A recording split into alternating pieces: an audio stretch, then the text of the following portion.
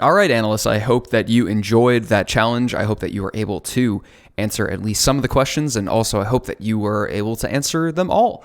And regardless of if you were able to answer all of them or none of them, hey, even just getting in the ring, getting in there and taking a look at these binaries and seeing how to, pick them apart and figure out how they work, that's commendable. So great job on that. Now, if you're joining me from the previous video, this is going to be the walkthrough for the first challenge in the course, which is Silly Putty. And I'm going to be following along with the questions that have been provided. So just follow along with those and we'll start there. So one of the first things that we need to do is get the SHA-256 sum hash. So we'll go over to the desktop.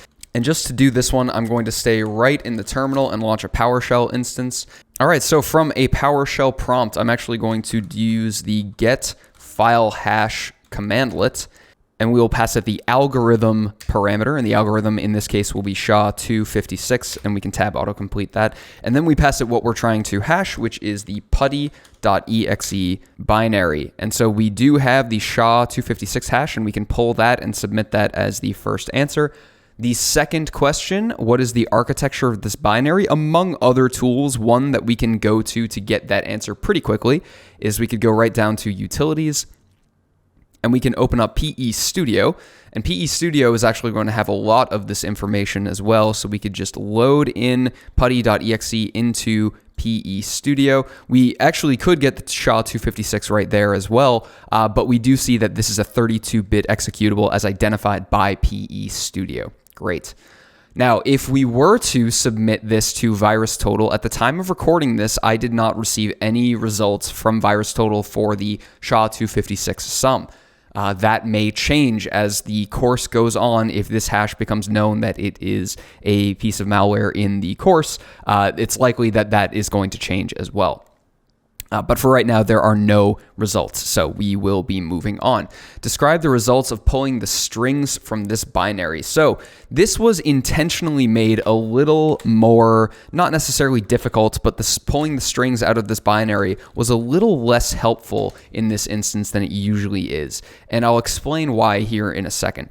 All right, so if we exit out of that PowerShell prompt and go right back to the regular commander prompt, we can go back to the desktop. I'm going to use the floss utility, but I'm going to actually pass it an argument of -n. And I did not cover this in the course, but the -n argument is actually very powerful, and it will try to cut down on any strings that are of size n or less. So, in other words, if you want a minimum string length of 8, you'll pass in -n8, and then we'll throw the executable name in there for putty.exe. Always a good idea to output this to floss.txt for the output because it is a lot of information, and just let that run for a little while. Because this is a rather large binary and there are lots of strings inside of it, this may take a long time. So while we let that run, if we go back over to PE Studio, there should be a strings section in here. And again, there are lots of strings in here, but we can take a look, and we can also sort it by the block list here. And we can take a look at some of the strings and see if we can pick anything out in particular. But the reason that this was a little bit more difficult than it's been in the rest of the course is that, well, this is putty.exe. This is not just some kind of like dropper program or a very, very small malware program. If this has been provided to us because it's been suspected to be malware, it appears that this is probably a backdoored program, i.e. a program that has legitimate functionality, putty.exe, but has some kind of malicious backdoor installed in it as well. And so if we pull the strings from this, we are really pulling the strings from the binary itself, and that includes all of the other strings that are associated with the binary's normal operations. And so we can look through the strings of this, but it's very difficult to pick out something that could be malicious out of that unless we look very, very hard. I did this intentionally. It's a very good skill to have as an analyst and a triager to not get sucked into one particular part of a methodology and not be beholden to a very rigid set of methodologies. So I threw you a slight curveball with this one. I hope you don't mind. I hope you were able to kind of think through it and reason through it. But in any case, when we do have the strings output, we can look through it, but there's not a whole lot going on. And even later, once you have completed this challenge and you look back with the strings that you're able to find, there's really not a whole lot of correlation to be had. So maybe no luck on the strings output. That could be a dead end, or if there is some information in here, there's just too much to sort through. There's too much to try to figure out. So there's got to be better ways to ascertain our information. And as an analyst, it's a very critical skill to understand when the time is right to move away from one part of a methodology in favor of another one. Now, if we look at the imports, we could either use PE View or PE Studio, which we're already in here, and we can go right over to the imports and sort by the block list here again.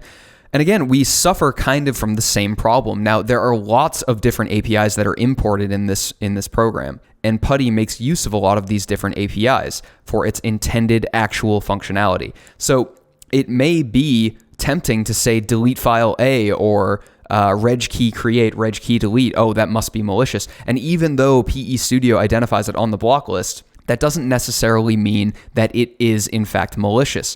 I know for a fact that if you put your credentials into Putty and it saves them, it actually saves them in the registry. Now, whether that's OPSEC safe or not, that's another discussion. But the legitimate functionality of the program makes use of these imports. And the same thing can be said for map view of file and write file and shell execute A. All of these look like they may be malicious, but in fact are part of the normal functionality of Putty.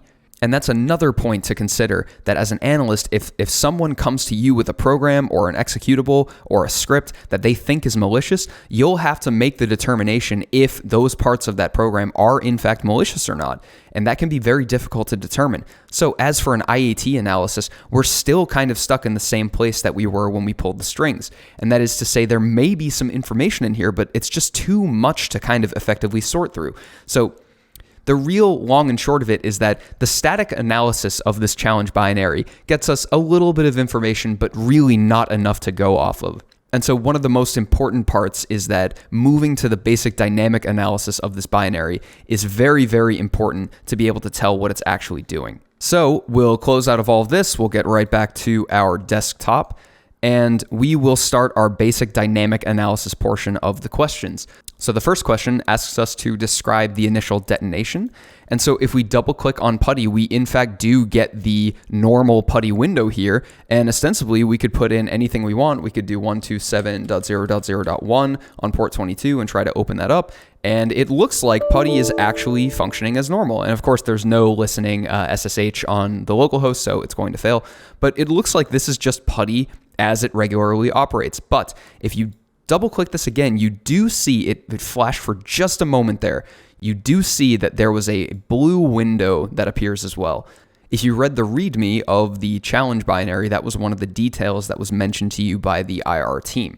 And so that is probably something that we want to investigate. So let's start there. After initial detonation, we have a blue window that pops up and just normal Putty.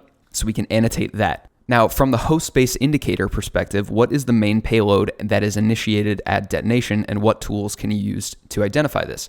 So with the blue window that pops up, we can maybe take a couple of guesses as to what that might be.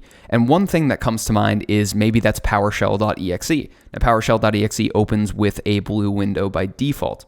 And so what we can do is go to procmon. So we will open up procmon, and I'll bring it right down here. And remember, we know the name of the executable. So we have something that we can filter on. Just reset if there are any filter criteria in there. And we'll go ahead and do process name contains Putty.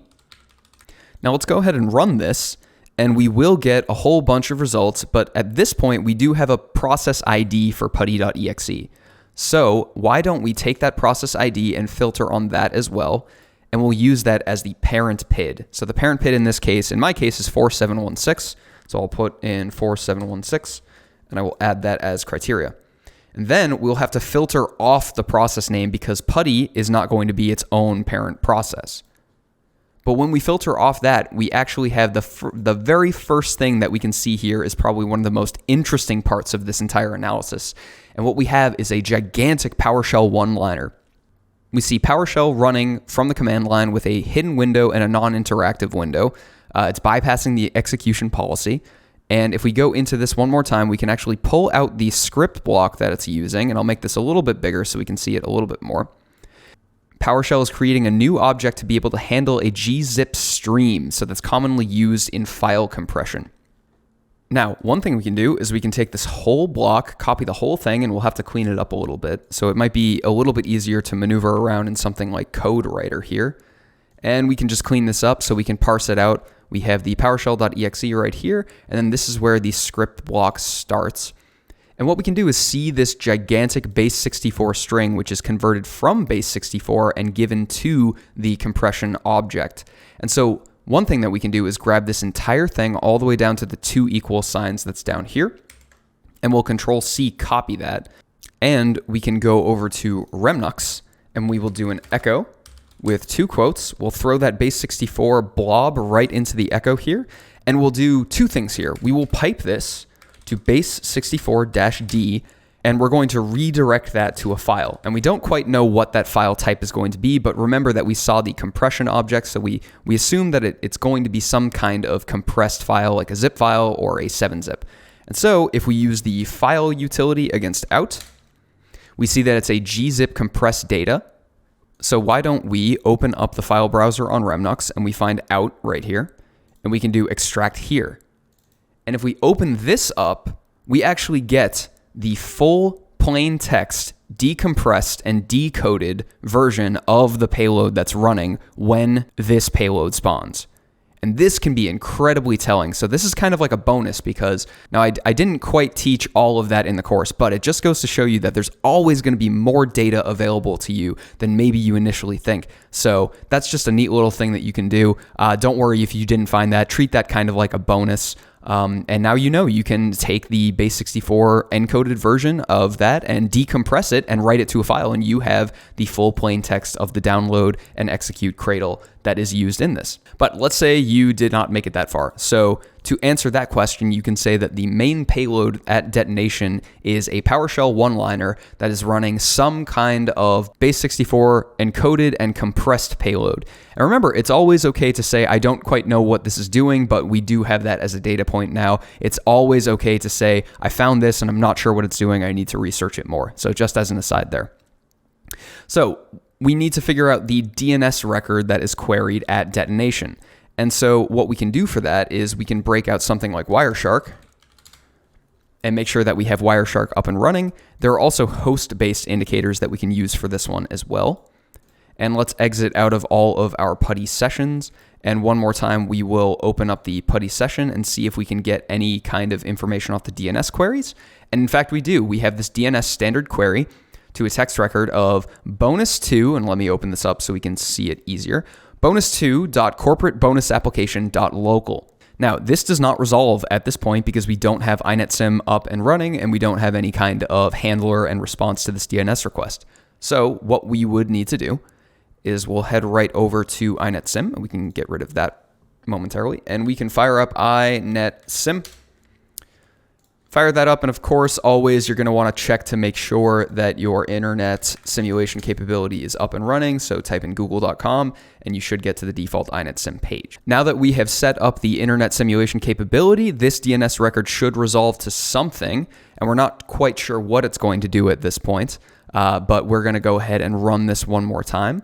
And let's scroll down a little bit more and see if we can find some of the TCP traffic associated with it. So from following the initial request and response from DNS to bonus2 corporate bonus application.local, we then have some TCP back and forth. And depending on how many times you've done this, you may see something in Wireshark that's a little unique to setting up malware labs in general. You may see some spurious retransmissions. This essentially means that Wireshark has seen these packets before and is going to drop them and treat them like they are not pertinent. What is still very interesting here is the port number. And so this is communicating from ostensibly an ephemeral port somewhere, and it's going to 8443. So we can imagine this may be our callback port, and to check that, we can take a look at something like TCP view. And so we will open up TCP view. And so if you filter on PowerShell and you run it, you do have to look pretty quickly. But there is, in fact, a PowerShell going to remote port 8443 right there, and it did just disappear. Now, if you missed that, you can just do that a couple different times, and it will repeat its results. So PowerShell is sending a request to the remote port of 8443. So it appears like this is setting up some kind of remote communication, and we're not quite sure what that might be. So we do have the DNS record and the callback port number at detonation. Now the callback protocol is in fact HTTPS. The interesting thing about this is that we won't be able to initiate a callback with this payload because we don't have an X509 certification to be able to answer and respond to the client's hello coming from the TLS transaction. We could in fact try to do that same trick that we've done before, in which we'll open up a commander prompt, we'll run it as administrator, and we'll drill all the way down to the hosts file and change the host file to the local host. I'm just going to do that real quick and then fast forward to when that is done. All right, so I have set that up that the bonus2.corporate.bonusapplication.local is pointing at the local host, and we'll save and we'll exit out of the host file. And for good measure, I'm going to do an ipconfig/flush DNS to flush out the DNS cache. Now, if we stop Wireshark and start it up one more time, now we will stop Wireshark, and now all pertinent traffic is going to be headed to the npcap loopback adapter. So go ahead and stop the listening session of Wireshark that you were doing and go over to the npcap loopback adapter. And if we run this one more time, we should then see response and request coming from the local host. So that's good. Now, the second part of our little trick here to trick the binary into connecting to us was to host an ncat session on the listening port. So NVLP 8443 in this instance, which we know from these transmission requests. And the unfortunate thing is that if we fire this up and we launch Putty and we try to initiate a callback, we're going to get garbled junk. Now, why does this happen? So if we take a look at the Wireshark output, we actually see why this takes place. The first thing that happens is a TCP initiate connect, and which is responded with the TLS client hello. Now, this is the first part of the TLS handshake, and it sets up the certificates that are used to encrypt communication during TLS and HTTPS. Now, unless we have a legitimate TLS certification to be able to present when this happens, we will not be able to complete this transaction. So what we could do is try to do a who am I here or something like that, but that's not going to work. And so try as we might, unless we happen to have a TLS certification on hand, we probably will not be able to get a true reverse shell spawned on our local host. So unfortunately, that is the case, but we can, in fact, take this as an indicator as well as put it in the report. And that wraps up the Silly Putty challenge. The final thing that I would want to say is that the way that I created this was actually via Metasploit. And so if you happen to have a Kali Linux machine on you and can put it into the lab environment, I will leave it as an exercise to the viewer to find the Metasploit module that I used for this and try to actually spawn a reverse shell that will connect when you use this putty.exe. What you're going to need is a little bit of the host file manipulation to send it to Kali. What you need to do is study the type of PowerShell reverse shell that's used here and set up something in Metasploit to catch that shell and spawn it. And so I will leave it as an exercise to the viewer. Good luck with that if you so choose to do it. But if you decide not to do that, fantastic job with the challenge. I hope that you learned something and were able to put your skills to the test. So great job. And we're going to move on to the advanced sections of static and dynamic analysis in this course. So hang on tight because here goes nothing. Meet me in the next video and I'll see you there.